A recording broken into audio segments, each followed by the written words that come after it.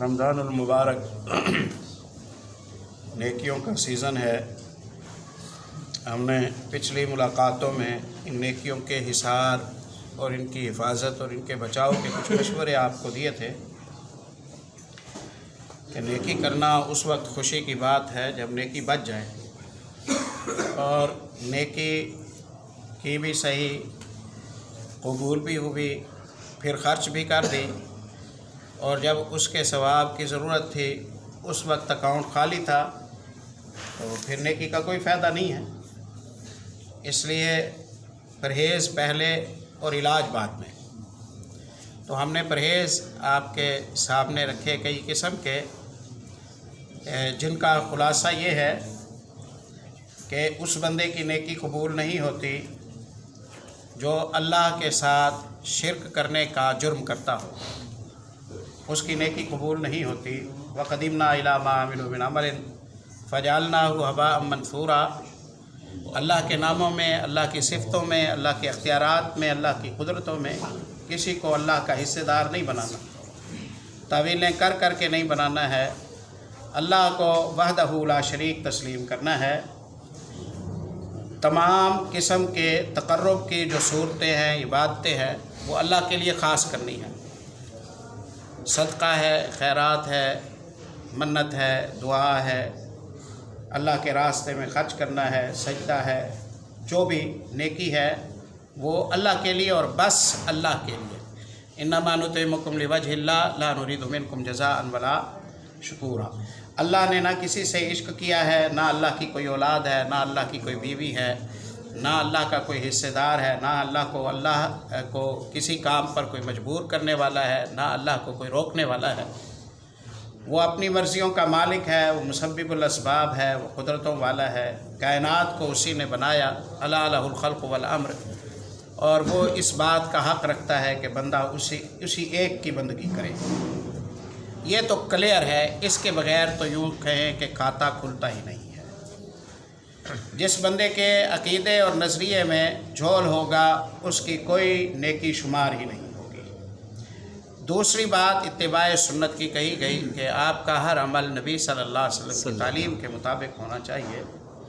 عمل چھوٹا ہو، عمل بڑا ہو، اگر نبی صلی اللہ علیہ وسلم کی تعلیم کی مہر اس پر لگ جائے تو اللہ کے یہاں وہ ویلڈ ہوتا ہے، وہ تصدیق شدہ ہوتا ہے۔ جو عمل نبی صلی اللہ علیہ وسلم کی تعلیم کے مطابق نہیں، وہ غیر مصدق عمل ہے، وہ غیر مصدق عمل ہے، غیر تصدیق شدہ عمل ہے، وہ جعلی پیپر ہیں، وہ جعلی کرنسی ہے، اس کے ذریعے کوئی شے نہیں ملتی۔ کوئی عمل ایسا نہ کریں جس کے بارے میں آپ جانتے ہوں کہ یہ عمل محمد رسول اللہ صلی اللہ علیہ وسلم نے نہیں کیا۔ اس حوالے سے پرکھ پر میں نے کل بات کی تھی کہ عبادتیں دو طرح کی ہیں۔ براہ راست عبادتیں، ہر عمل رسول اللہ سے ثابت ہونا لازمی ہے۔ کوئی عبادت حلال نہیں جو نبی نے نہ کی ہو صلی اللہ علیہ وسلم۔ دوسری ہیں بالواسطہ عبادتیں، دنیاوی کام۔ ہر عمل دنیاوی حلال ہے، بس اتنا ناجائز ہے جس سے رسول اللہ نے منع کیا ہو۔ یہ قاعدہ یہی ہے، اس پر دلائل موجود ہیں۔ ہر عبادت حرام ہے، بس اتنی جائز جتنی نبی صلی اللہ علیہ وسلم نے سکھائی۔ ہر دنیاوی کام جائز ہے، بس اتنا ناجائز جس سے روک دیا رسول اللہ صلی اللہ علیہ وسلم۔ تو دنیاوی کاموں میں یہ دیکھنا ہے کہ رسول اللہ صلی اللہ علیہ وسلم نے روکا تو نہیں روکا تو کر لیں، اور عبادتوں میں، براہ راست عبادتوں میں، عبادات مباشرہ، ان میں یہ دیکھنا ہے کہ نبی صلی اللہ علیہ وسلم سے ایسا ثبوت ہے یا نہیں ہے۔ ہم الٹ کر دیتے ہیں، ہم کہتے ہیں کہ بھئی اگر آپ کہتے ہیں کہ بھئی مثلا فلاں کام نہ کریں تو رکاوٹ کی دلیل لاؤ، سینہ زوری نہ دکھاؤ میاں، تم کاغذات لے نہیں ہو، پلاٹ پر قبضہ کرنا چاہتے ہو، کہتے میرے پاس کاغذات نہیں ہے، تو اگر روکتا ہے تو پھر تو ممانعت کی دلیل لا، اور تیرے پاس ڈاکومنٹس نہیں ہے، یہ ممانعت کی دلیل ہے۔ تیرے پاس ثبوت نہیں ہے، یہ ممانعت کی دلیل ہے، اور کیا ثبوت چاہیے تھا؟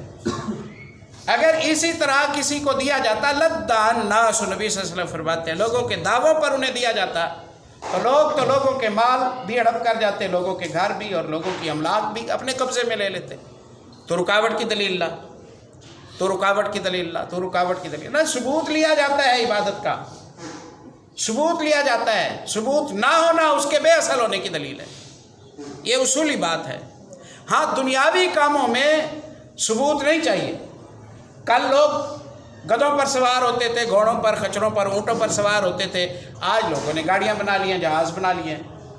کل کوئی ایسی ٹیکنالوجی آ جائے کہ لوگ اڑنے لگ جائیں تو ہمیں کوئی اعتراض نہیں، نہ اسلام کو کوئی اعتراض ہے۔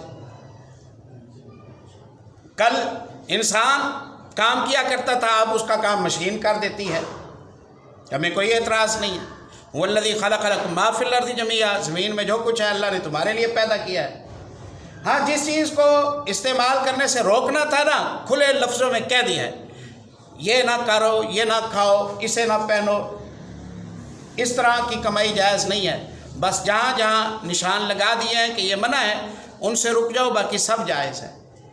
عبادتوں میں سجدہ بھی تم فالتو کرو گے نا، سجدہ بھی تم فالتو کرو گے تو گناہ ہو، یہ اصولی بات ہے۔ یہ دوسرا اصول ہم نے سیکھا۔ اور تیسری بات یہ ہے کہ جب اس معیار پر عبادت کر لی، وہ ایک لفظ ہونا بھائیو، ایک لفظ عبادت کا ہو، سبحان اللہ اکیلا آپ نے کہا، اکیلا لا الہ الا اللہ کا معیار یہی تھا، یعنی حصار پکا تھا، سیکورٹی ٹھیک تھی، اور ایک دفعہ آپ نے کہا اشہد ان لا الہ الا اللہ، ترازو میں یہ ضرور پڑے گا۔ بخاری میں حدیث بطاقہ آتی ہے نا، آپ سب جانتے ہیں، پڑھے لکھے احباب ہیں۔ پیارے نبی صلی اللہ علیہ وسلم فرماتے ہیں بندہ آئے گا، اس کے گناہوں کے رجسٹر لے جائیں گے، 99 رجسٹر ہیں، اتنے بڑے رجسٹر ہیں کہ جہاں تک نگاہ جاتی ہے ایک ایک رجسٹر اتنا بڑا ہے، سارے گناہوں سے بھرے ہوئے ہیں، سارے گناہوں سے بھرے ہوئے ہیں۔ لا کر ایک پلڑے میں رکھے جائیں گے، پلڑا تو زمین سے جا لگے گا۔ اب کہا جائے گا اس کی نیکیاں لاؤ، تو نیکیوں کے لیے فرشتہ ایک پرچی لائے گا، اس میں لکھا ہوگا اشہد ان لا الہ الا اللہ، میں گواہی دیتا ہوں کہ عبادت کے لائق اکیلا ایک اللہ ہے، باقی کوئی نہیں۔ یہ پرچی لائی جائے گی، بندہ کہے گا اللہ یہ پرچی کیا کرے گی ان رجسٹروں کے مقابلے میں، تولنے کی ضرورت ہی نہیں ہے۔ اللہ رب العزت فرمائیں گے کہ نہیں، یہ انصاف کا دن ہے، تولیں گے تو صحیح، ہم تولیں گے تو صحیح، آج کسی پر کوئی ظلم نہیں ہے۔ تو گناہ کرتا ہے، ہم اسے گنتے ہیں، تو نیکی کرے، ہم اسے کہیں اگنور کر دیں، بھائی چھوٹی نیکی ہے چھوڑو پرے، اسے گنتے نہیں ہیں نا، اسے ہم تولیں گے، تولیں گے، تلابڑا اٹھے گا، پھر جو تیرا نصیب، پرچی لا کے رکھی جائے گی، جیسے پرچی رکھی جائے گی، وہ گناہوں والا پلڑا اونچا ہو جائے گا اور یہ پلڑا جھک جائے گا۔ سبحان اللہ۔ محدثین کہتے ہیں وہ خوش قسمت انسان وہ تھا کہ جسے شاید آخری وقت میں سچی توبہ کے ساتھ اشہد ان لا الہ الا اللہ پڑھنے کی توفیق اللہ نے دے دی، کیونکہ گناہ اس وقت رولا ڈالتے ہیں جب موت سے کافی عرصہ پہلے بندہ گناہ کرتا رہے اور اسی حالت میں مر جائے۔ اس خوش قسمت کا معاملہ یہ تھا کہ ساری زندگی گناہ کرتا رہا، آخری اس کا وقت ہے، اسے تبلیغ کی گئی، اسے سمجھایا گیا، اسے عقیدے کی سمجھ آئی، اسے احساس ہوا، اس نے سچی توبہ کی، ایک دفعہ اشہد ان لا الہ الا اللہ کہا، بندہ فوت ہو گیا، اللہ نے اس کا خاتمہ ٹھیک کر دیا، اللہ نے اس کا خاتمہ ٹھیک کر دیا۔ حصار پکا آپ کا تاکہ عمل آپ کے اکاؤنٹ میں جمع ہو، شمار ہو کہ آپ نے کیا ہے، اللہ کے ذمے اس کا بدلہ بنتا ہے۔ وہ ایک سبحان اللہ ہو آپ کی نجات کے لیے کافی ہے، وہ ایک روپے کا صدقہ ہو آپ کی نجات کے لیے کافی ہے، وہ ایک سجدہ ہو آپ کی نجات کے لیے کافی ہے۔ معیار یہی ہے، حصار یہی ہے، اس حصار کے باہر نیکیاں جو پڑتی ہیں وہ شمار ہی نہیں۔ توحید کا حصار، اتباع سنت کا حصار۔ اب تیسری بات ہم نے یہ سیکھی، تیسری بات یہ سیکھی کہ یہ اس حصار میں آئی ہوئی کسی نیکی کو کوئی خطرہ نہیں، خطرہ ہے تو ایک خطرہ ہے وہ بندوں کے حقوق ہے، وہ بندوں کے حقوق ہے کہ اگر اس معیار پر کرنے والا، نیکی کرنے والا بندوں کے حق مارتا تھا نا، اس معیار پر نیکی کرنے والا بندوں کے حق مارتا تھا، تو جتنی اس نے بندوں کی حق تلفی کی اتنی اس کی نیکیوں میں سے کٹوتی کر لی جائے گی۔ عد الحقوق قبل اللہ یکون درہم ولا دینار، حق دے دو اس سے پہلے کہ دینار اور درہم کی ویلیو ختم ہو جائے۔ آج تو کرنسی چل رہی ہے، پھر یہ چلے گی نہیں۔ اور رسول اللہ صلی اللہ علیہ وسلم فرمایا کرتے تھے کہ تمہارے پیچھے، تمہارے آگے ایک بڑی گھاٹی، مشکل گھاٹی ہے، اور اس سے نجات وہی پائے گا جس نے گناہوں کے گٹھڑ سر پر نہیں رکھے ہوئے ہوں گے۔ ہلکے پھلکے رکھو اپنے آپ کو، سامان زیادہ نہ بناؤ، سفر لمبا ہے، لمبا سفر ہو اور سامان زیادہ ہو تو مسافر تھک جاتا ہے۔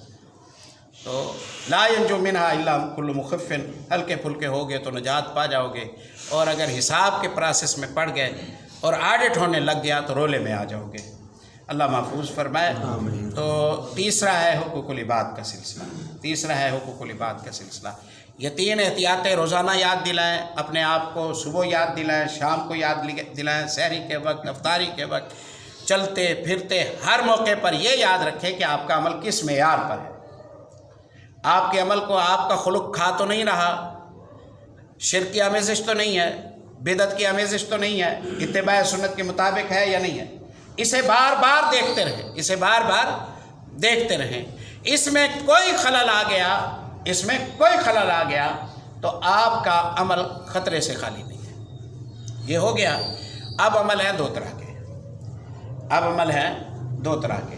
ایک عمل ہے عارضی عمل، ایک عمل ہے مستقل عمل، ایک عمل ہے مستقل عمل، ایک عمل ہے ایک عمل ہے عملوں کی بنیاد، ایک عمل ہے عملوں کی بنیاد۔ ایک بندے نے ایک کام کیا، ایک کام ہوا۔ ایک بندے نے ایک بلڈنگ بنانے کے لیے 10 مزدور لگا دیے، تو 10 مزدور کام کریں گے اور 100 دن کام کریں گے تو 1000 بندوں کا کام ہو جائے گا۔ کچھ کام آپ ٹھیکے پر دیتے ہیں، اکیلے آپ کرتے تو نہ کر پاتے، بہت سارے بندے کر لیتے ہیں تو ہو جاتا ہے۔ تو نیکی کے کام میں بھی آپ اپنے ساتھ کئی لوگ لگا سکتے ہیں، نیکی کے کام میں بھی آپ اپنے ساتھ کئی لوگ لگا سکتے ہیں، تاکہ اکیلے آپ کا اپنا ثواب نہ ملے اور لوگوں کا بھی ملے، اور لوگوں کا بھی ثواب آپ کو ملے۔ میں مثال دیتا ہوں، آپ جمعے کے لیے آ رہے ہیں، آپ کا ہمسایہ جمعہ نہیں پڑھتا، دیر سے پڑھتا ہے، یا وہ نمازی نہیں ہے، آپ اس سے کہیں کہ فلاں جگہ جمعہ پڑھنا ہے، تو آپ نظر نہیں آتے وہاں، وہ کہے گا کہ بھئی سواری نہیں ہے، کہ مصروف ہوتا ہوں، کہ وہ دفتر دور ہے، وہاں سے آنا مشکل ہوتا ہے۔ اب اس سے کوئی فرق نہیں پڑتا، اگر آپ مجھے اجازت دیں تو میں اتنے بجے آپ کے پاس پہنچ جاؤں گا، میں جا تو رہا ہوں گا، آپ کو واپس گھر چھوڑ دوں گا، آپ کو واپس گھر چھوڑ دوں گا۔ اب اسے آپ اس کے دفتر سے اٹھائیں، اسے جمعہ پڑھا دیں، واپس اسے گھر چھوڑ دیں۔